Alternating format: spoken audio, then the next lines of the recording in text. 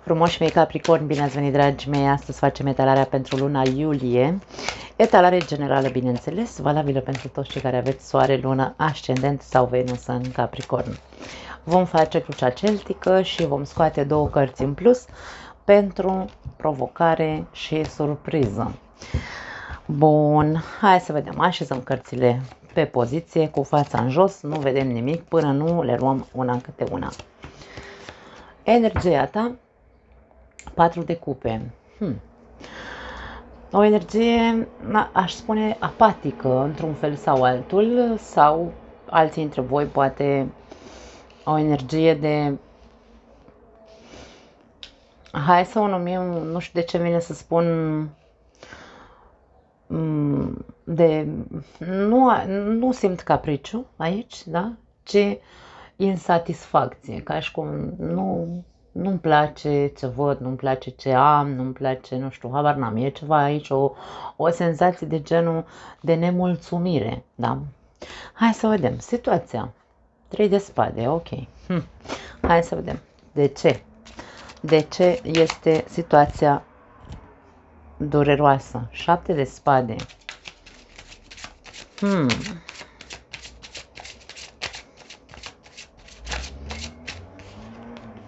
și rege de monede.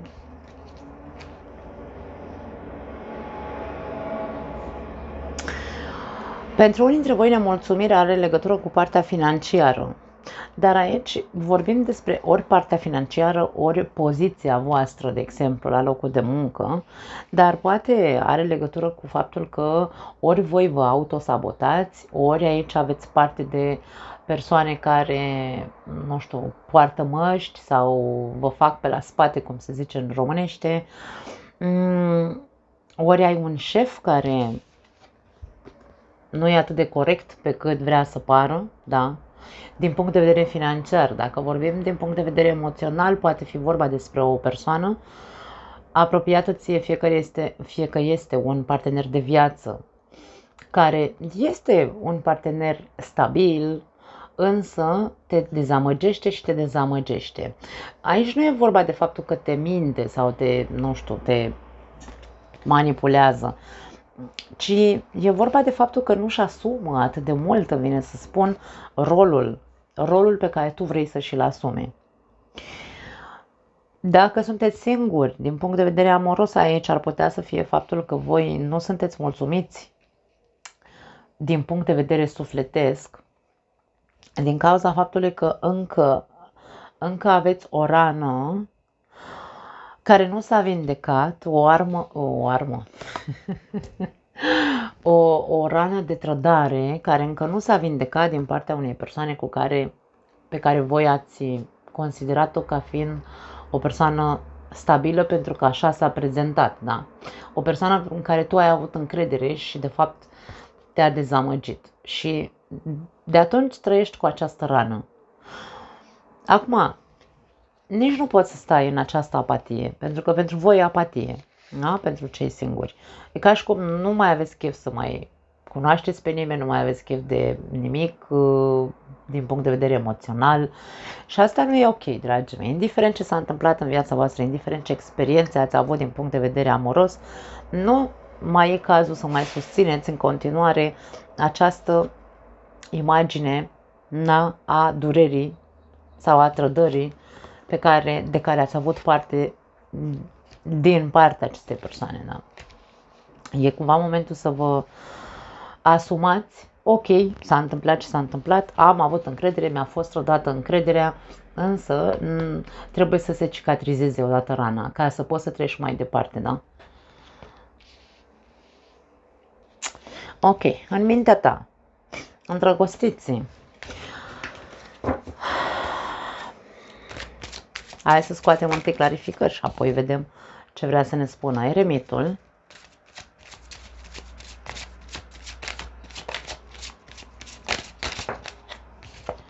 Și 3 de bâte. Aici e ca și cum în mintea ta s-a așternut, să zicem așa, decizia, dacă vrei, de a căuta o soluție pentru tine. O soluție ca pe viitor să fie, nu știu, ca viitorul tău să fie mai liniștit, mai luminos, mai, într-un fel sau altul, mai stabil. Din punct de vedere mental, pare că ai luat decizia să fii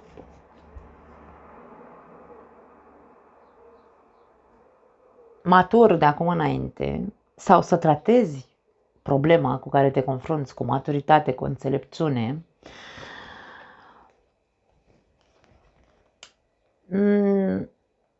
Însă atenție, pentru că mie eremitul întotdeauna spun, la toate tarările, la toate zodiile, când iese eremitul, spun ok, are energie de maturitate și de înțelepciune eremitul, însă are acea înțelepciune învechită, acea mentalitate învechită, de rezolvarea problemelor prin soluții învechite. Și aici e vorba despre ok, dacă tu conștient iei decizia să fii matur și înțelept și să cauți soluții la problemele din prezent, ca pe viitor să-ți fie mai bine, mie vine să spun că decizia este bună, însă atitudinea nu este bună. Pentru că atitudinea ta este una foarte, sau mă rog, viziunea ta asupra rezultatelor care vrei să le vezi pe viitor, viziunea este învechită. Nu poți să schimbi nimic dacă mentalitatea ta este una antică. Ok. Când vorbim despre mentalitate învechită, vorbim despre anumite norme pe care tu le-ai implementate foarte bine în capul tău, norme tip trebuie să arăți că ești o persoană serioasă ca să fii, nu știu dacă e vorba de ca să fii iubit sau ca să fii respectat. Da. Ca să existe o bună colaborare între tine și restul persoanelor, concepția ta este că tu trebuie să dai dovadă de corectitudine, dai așa brici ca și cum ai fi un popă, vine să zic. Nu e despre asta. Adică, nu că nu e despre asta, e foarte ok să fii serios, însă aici avem sobrietate foarte multă. E ca și cum, cu ce te ajută? Întreabă-te, cu ce te ajută? Pentru că aici e vorba de a vedea altceva în viitorul tău și tu trebuie să te gândești. Cu ce mă ajută pe mine să par așa că sunt un sfânt de la un popă, de la un ascetic, da? Să dau, nu stau impresia, să las imaginea, să las imaginea în exterior ca și cum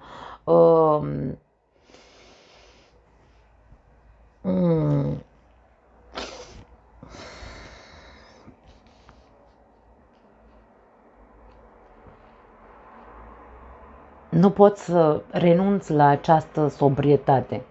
E foarte ok să fii serios, e foarte ok să fii matur, e foarte ok să-ți asumi, da, cu maturitate anumite lucruri, însă imaginea eremitului este una bătrânicioasă, învechită, mie vine să spun aici, pune una și gândește-te și la cum te îmbraci și la cum te exprimi în exterior, pentru că poate și limbajul tău este unul. Aici avem cartea gemenilor, în astrologie gemenii se ocupă cu comunicarea. Poate comunicarea ta este foarte neactualizată, să spunem așa, sau gândirea neactualizată, modul în care interpretezi lucrurile nu e actualizat. Aici e foarte multă vechitură, da? În cartea eremitului. Și de aia spun, din punct de vedere mental, tu da, ai luat o decizie bună că vrei altceva pe viitorul tău, însă, sau vrei să fie altfel viitorul tău, însă, aici și tu trebuie să schimbi anumite lucruri și în imaginea ta și în modul în care gândești și în modul în care interpretezi. Modul în care interpretezi ce vrei tu în viitor, da?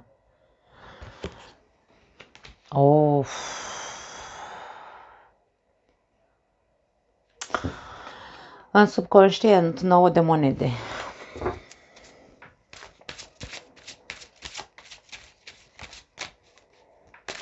Unde este, pentru că vezi tu aici, văd seriozitate și aici am mai văzut lucrurile astea la Capricorn în trecut, foarte multă seriozitate, da, și, nu știu, așa, ponosire, îmi vine să zic, și foarte multă zonă de confort, foarte multă, eu, nu știu, aici ca și cum tu spui, eu așa văd lucrurile, nu pot să mă schimb, da, deci, sau să mă actualizez.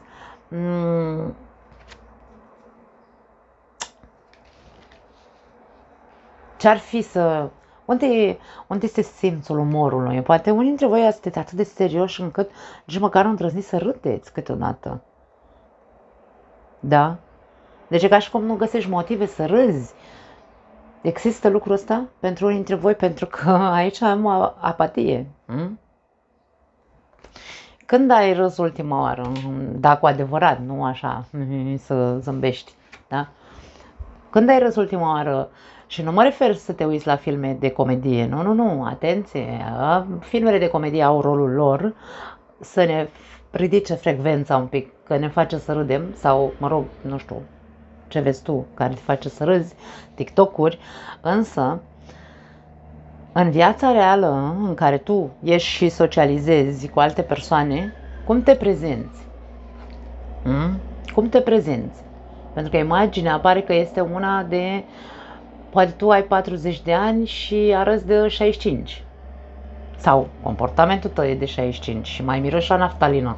Atenție, da? Deci eu aici nu spun lucrurile astea ca să vă jignesc, Doamne ferește. Doar să încercăm, hai să vedem întregul tablou. Ok, eu mă văd pe mine din afară. Văd ce alegeri fac, da? Văd ce fel socializez. Din ce poziție socializez cu ceilalți. Hai să mă văd pe mine din afară și zic, băi, mie mi-ar plăcea să fiu prieten cu mine? Da, mesaje dure, știu, dragi mei, știți că eu vă iubesc, însă aici și pentru o parte dintre voi, că nu are cum să fie pentru toată lumea, mesajele sunt dureroase sau deranjante, însă trebuie să observate această imagine sau acest mod de a gândi. Tot ce este vechi trebuie scos din viața ta. Vechi sau învechit, da? Hai să vedem. 9 de monede în subconștient. Ce vrea să ne spună? Au sărit 3 cărți. Ok, le luăm. Sunt 3. Rege de spade, turnul și 2 de cupe. Tu subconștient e ca și cum, nu, că eu nu am nicio treabă pentru că nu mai există persoana asta în viața mea, nu... E ca și cum tu îți spui ție singur, nu știu dacă e vorba de minciună, e o protecție. Capricornul se protejează sub defensivă, da? Capricornului, când este greu să accepte ceva, se protejează sub această imagine de, nu neapărat duritate, ci siguranță. Tu nu-ți dai seama când Capricornul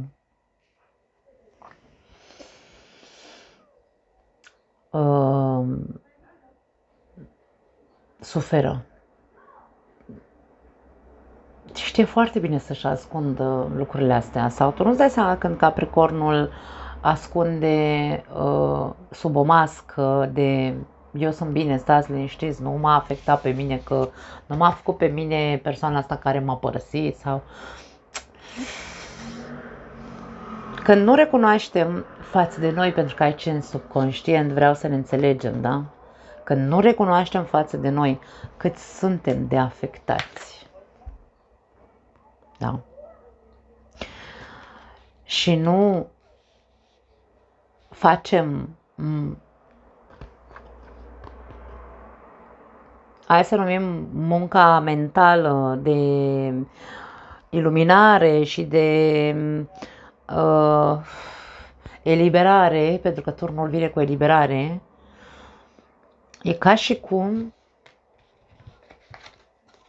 ne mințim continuu că noi nu suferim, dar doar noi știm ce e în sufletul nostru. Aici vorbim despre lucrul ăsta, dragii mei. Nu, aici nu contează că vorbim despre iubire sau faptul că tu ai, nu știu, te-ai afară de la serviciu, de exemplu, da? Și ca și cum m-a făcut pe mine un contract de muncă, dă-l naibii că găsesc altul. Dar tu ești foarte afectat și tu nu-ți dai seama că tu de fapt te simți trădat, te-ai simțit manipulat, te-ai simțit, deci aici vorbim despre lucruri de genul ăsta, da? Este ca și cum tu trebuie și pe dinăuntru să accepti cu adevărat, ok, Doamne, s-a întâmplat ce s-a întâmplat, ce fac de acum înainte. Nu mai pot să stau să mă ascund, să mă protejez, pentru că asta nu este secret sau ascuns, ci protecție, da, cu regele de spade. Nu pot să stau să mă protejez din cauza acestui eșec sau pierdere sau așa, prin a-mi pune masca sunt bine. Trebuie să accept, asta e, da, Domne, am pierdut, am avut de pierdut, m-a lăsat praf pe dinăuntru, persoana, contractul și așa mai departe, m-a pus la pământ, însă eu aici trebuie să, într-un fel sau altul, să accept ideea că, indiferent prin ce am trecut, aici e vorba de mândrie de sine. E vorba despre, da, să mândru că am putut să depășesc momentul, dar nu pot să-l depășesc până nu-l accept. Până nu accept dezastru, până nu accept furia, până nu accept, pentru că aici e oala sub presiune. Tu, pe dinăuntru, într-un mod inconștient, ești ca o bombă cu ceas sau ca o oală sub presiune. Și poate această oală sub presiune, în anumite momente, când este foarte tensionată atmosfera, izbucnește cu cine? Cu cei mai inocenți și cu cei dragi de pe lângă tine. Trebuie observat acest aspect pentru că este inconștient, poate voi nu vă dați seama.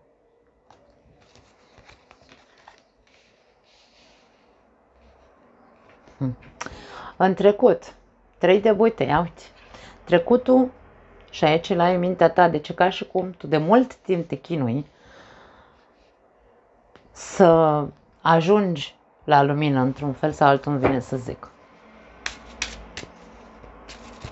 Dar dacă nici acum nu mărești viziunea ca să te vezi pe tine din exterior sau să vezi situația din exterior, nu știu dacă te ajută să ajungi într-adevăr la lumină.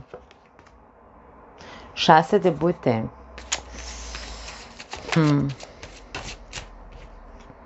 Ok, au sărit 2 cărți. Pași de monede și 2 de monede.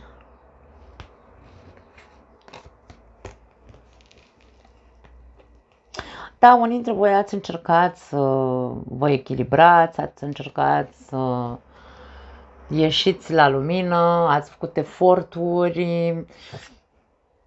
Poate unii dintre voi cât de cât ați ajuns la un cert echilibru, poate. Însă, tot există răni, tot există consecințe, nu s-a cicatrizat de tot rana, de aia spun, da?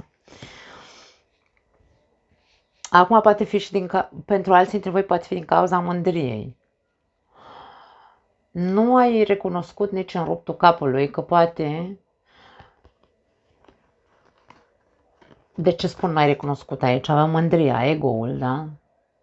Nu ai recunoscut nici în ruptul capului că poate, nu știu, persoana, pentru că aici prezența acestei persoane, care este continuarea de suitei de monede, da, în prezent este o imagine de putere, cumva, e ca și cum e o persoană,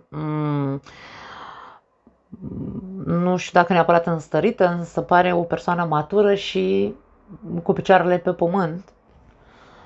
Tu credeai că este așa, însă în trecut se vede că nu. Era o persoană infantilă, era o persoană sau cu un comportament infantil, dar mai avea nevoie să experimenteze și tu nu ai văzut din mândrie, ca și cum n-ai vrut singur, tu n-ai vrut să vezi faptul că de fapt aveai de-a face cu o persoană care poate avea alte planuri diferite de ale tale de viitor și n-ai știut să iei decizia corectă pentru tine, pentru că mândria te-a lăsat. Ai vrut să-ți demonstrezi ție că ai de-a face cu o persoană serioasă. Te-ai convins singur într-un fel sau altul. Și când ai fost trădat de persoana asta, a fost ca și cum ok, am fost trădat, însă nu mi-asum faptul că eu sunt cel care m-am păcălit singur în privința acestei persoane. Nu a păcălit ea. Ea poate de la început a zis că are alte planuri sau că mai vrea să experimenteze sau nu știu, ce pact, pentru că poate fi aici un pact. Ce pact a existat între tine și această persoană și tu din mândrie sau din ego l-ai acceptat și pentru că tu te vedeai departe cu persoana asta, da, te vedeai departe, însă nu s-a împlinit pactul ăla pentru că doar tu îl vedeai altfel. Doar tu vedeai viitorul. Persoana asta nu vedea viitorul. Persoana asta vedea, ce știu eu, interesele ei altceva vedea. Nu vedea ce vedeai tu. Da? Aici e ca și cum ți-ai luat lovitura sub centură din cauza faptului că tu nu ai fost... nu ai vrut să vezi, de fapt, adevărul din spatele a ceea ce mintea ta îți spunea în legătură cu viitorul alături de persoana asta, ca să ne înțelegem. În viitor, 7 de bâte. În viitor, adică de acum în 3 luni de zile, să spunem, 7 de bâte. Hai să vedem cu ce vine. 6 de monede și as de monede. Foarte interesant, vine cu foarte bune rezultate viitorul, însă ca să ajungi la aceste rezultate, 7 de bâte ne arată faptul că tu mai ai nevoie să-ți mai depășești anumite, nu știu, credințe limitative, de ce nu, să știi să pui piciorul în prag, să știi să spui nu, să știi să spui da, să știi să știi să vezi când există reciprocitate, când există dorință de a construi, da, în celelalte persoane, când există dedicare și așa mai departe. Până când tu nu, pentru că aici e vorba despre, ok, dacă tu încă mai ai credințe limitative care te fac să crezi, nu mai există, domne, oameni corecți, nu mai există nimeni pe care să alegi, cu care să construiești ceva. E o credință limitativă foarte înrădăcinată, da? Învechită. Ce-ar fi să te dezbraci de haina eremitului și să-ți depășești acele limitări și pur și simplu să știi să te protejezi cu adevărat când dai de persoane care nu sunt pe aceeași undă, persoane dezechilibrate, da? Care nu au un echilibru interior, care nu sunt, cum spun, dispuse să construiască. Pentru că atunci vei ști, când tu vei depăși aceste credințe limitative, vei ști să citești oamenii și vei ști cu adevărat cine merită și cine nu merită. Cu cine merită să fii generos, pentru că primești înapoi, ai un feedback, există un feedback.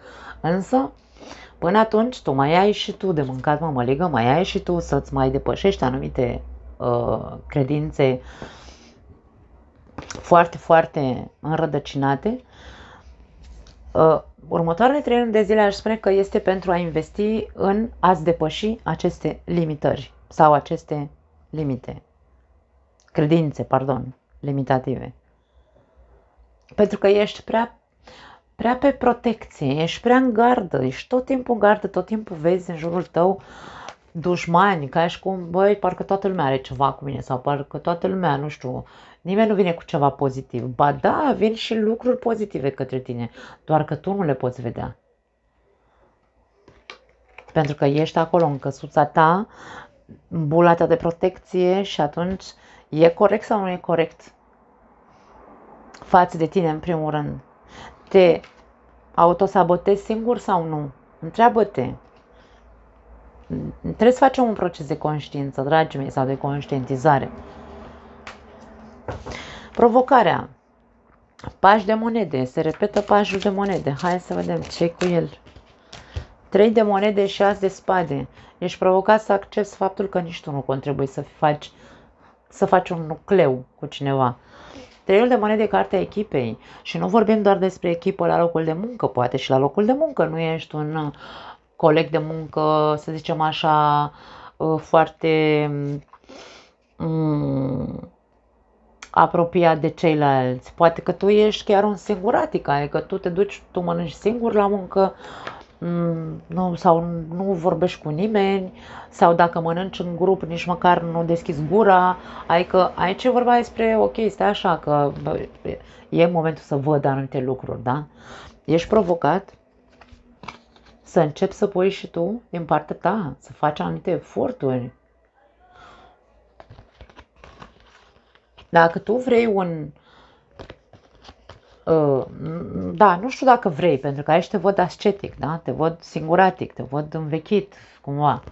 Dar dacă tu vrei altceva pe viitorul tău, n-ai cum să ajungi acolo dacă tu nu accepti provocările vieții, ca și cum, doamne, ești provocat să începi să faci niște pași în viața ta ca să să-ți construiești și tu un nucleu cu cineva sau să-ți construiești și tu un grup de persoane cu care să socializezi, cu care să, nu știu, să cauți răspunsuri la întrebările tale existențiale. Nu mai e cazul să stai încuiat într-o peșteră, da? Ca eremitul. Deci aici, de data asta vă cert. Acum, eu știu, Ștefan, dragul meu, o să-mi scrie în comentarii, nu ne mai certați. Eu nu vreau să vă cert. Cărțile îmi cer acest lucru. Eu, dacă ăsta este, hai să zicem așa, menirea mea să transmit mesaje de genul ăsta în cărțile tarot, asta este. Însă e vorba de ea, haide, faceți ceva, treziți-vă. Dragii mei, e pentru voi, nu e pentru mine, da? Deci, acceptă provocarea. Acceptă să începi să faci și tu primii pași către a te îndrepta, a te apropia întâi, încet, așa. Poate neîncrezător că ești pe protecție, ce să-ți fac? Nu contează. Ideea este să o faci. Fă-o.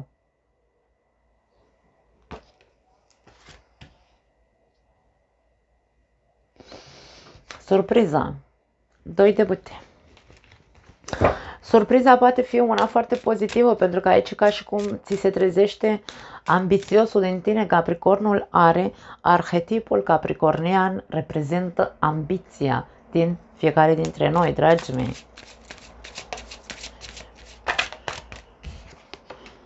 Opt de spade.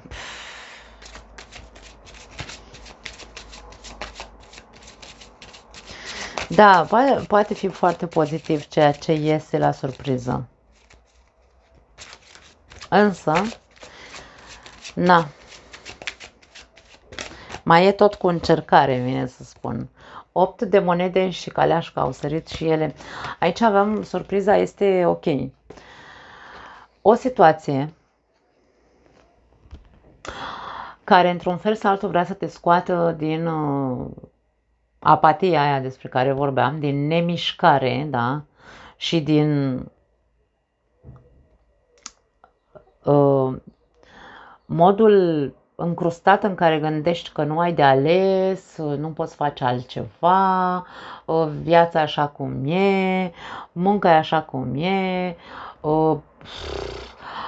iubirea e așa cum e, că nu găsești pe nimeni, domne, serios, în viața de zi cu zi sau în ziua de azi. Deci aici e vorba despre, ok, surpriza este că te vei regăsi din nou într-o situație în care îți va da un șut în fund, îmi vine să spun, da? O altă situație de blocaj, o altă situație care va trebui să spună la încercare, e ca și cum ți se va încerca ambiția, să te vadă cât ești dacă tot ești folos, pentru că aici 2 de bâte înseamnă mândrie, fală, avem o persoană îmbrăcată bine, da? Un nobil aici, o persoană care își dorește mult mai mult de la viață, are un anume statut, o anume alură, însă tu îți dorești mult mai mult, dar nici nu vrei să te miști din loc. Așadar, lucrurile nu se pot schimba dacă noi facem doar așa pe vechi sau cum făcea tataia și mamaia, dar vrem de fapt un viitor luminos. N-ai cum. Aici situația va fi ca și cum vei fi pus între ciocan și nicovală. Nu știu, într-o arie a vieții tale, eu nu am de unde să știu în ce arie. Însă acea situație te va obliga să devii ambițios cu adevărat. Dacă tot, cum am zis, te fălești cu ceva, hai demonstrează, ca și cum viața zice, da, ok, uite blocajul, hai să te văd cum ești de acolo. Și aici e vorba de faptul că poate unii dintre voi chiar faceți un mare click când o să vedeți surpriza asta care vă dă un șut în fund și o să vă puneți într-adevăr la drum, o să vă puneți într-adevăr să munciți. E foarte benefic ce vă dă aici, acum depinde fiecare dintre voi cam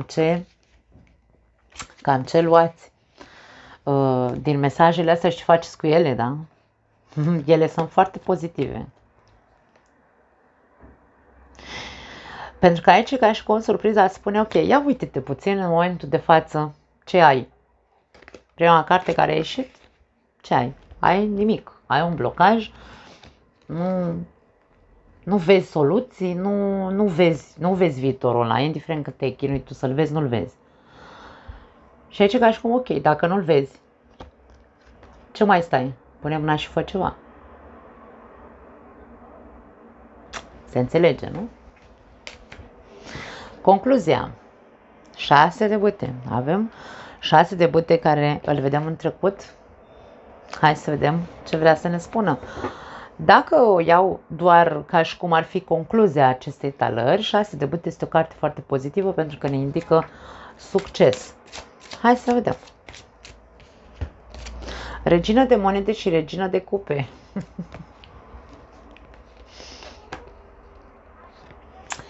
Ok, dacă această concluzie vrea să ne arate această imagine pozitivă de succes, vorbim că succesul îl vei atinge, adică vei rezolva, vei depăși, vei cicatriza, vei, nu știu, accepta și așa mai departe, cu ajutorul a două persoane din viața ta, fie ele o soră, o mamă, o prietenă, o terapeută, nu contează, da? Aici vedem cum așa ajungi la succes. Dacă nu vorbim despre succes, aici vorbim, concluzia este că dacă tu lupți, pentru că 6 de bâte înseamnă luptător, da? E Cezar care vine de la război. Dacă tu lupți tot procesul despre care am vorbit acum, nu mai repet, da? Dați înapoi, derulați înapoi și vedeți ce am spus până acum, ca să rămână prezent aici concluzia. Dacă tu faci acest proces,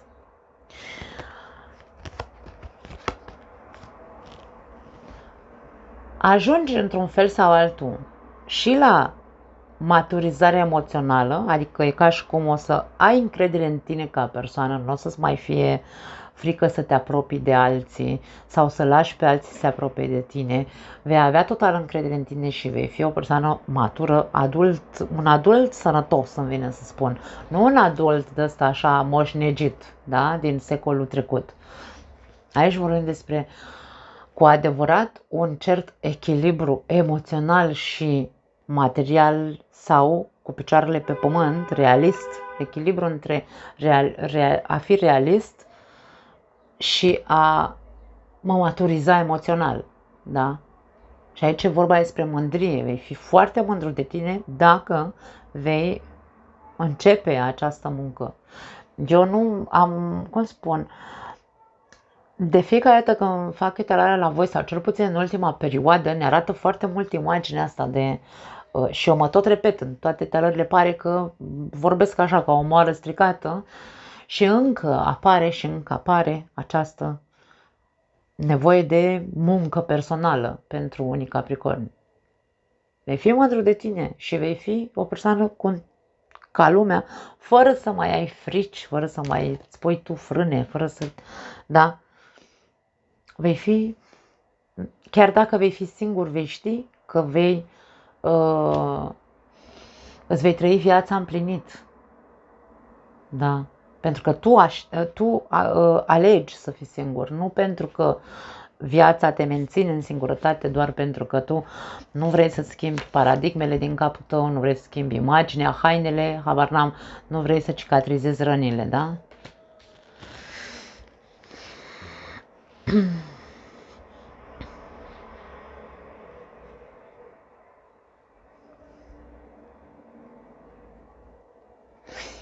Pentru cei care aveți relații, aici vorbim despre succes în relații. Ideea care este că ca să ajungem la acest succes și să fim mândri de noi și să zicem, da, într-adevăr, n-a fost ușoară relația noastră, am avut probleme, nu știu, ne-am